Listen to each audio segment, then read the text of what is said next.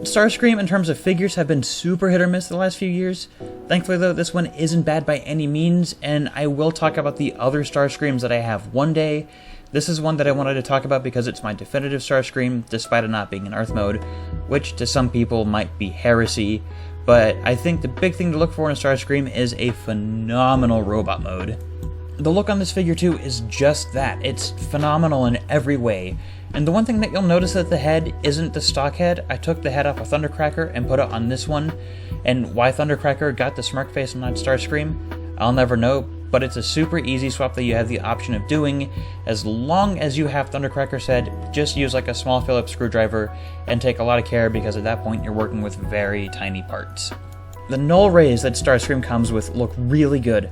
I have noticed though on the other Seekers that the connection between the port and the pegs on the null rays are either too tight or too loose, which is fixable with like some either clear nail polish on the peg that goes into the port, or you can just sand down the peg on the null rays for the other Seekers. It just depends on your quality control of the figures. Not too much is needed.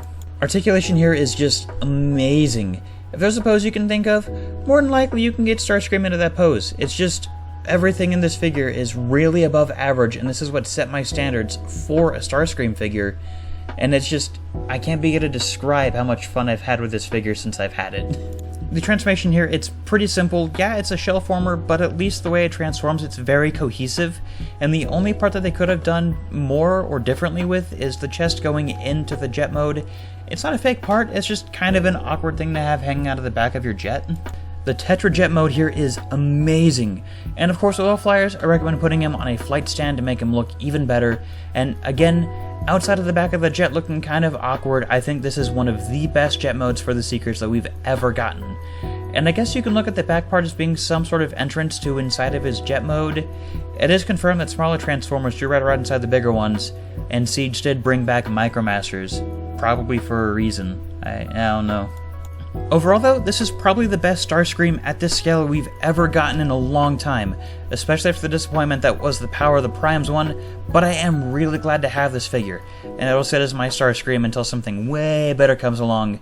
Give this guy a solid 9 out of 10, and if you can get one, I recommend it to anyone who loves Transformers or is a fan of Starscreams or just loves spacey vehicles in general. That's really all I have, so make sure you leave a like, comment down below, and if you're not subscribed, please consider doing so. And if you're so inclined, please follow my social media pages down below in the description. And with that, I hope you guys all have a fantastic day, week, month, life, and I'll see you guys in the next video. Goodbye!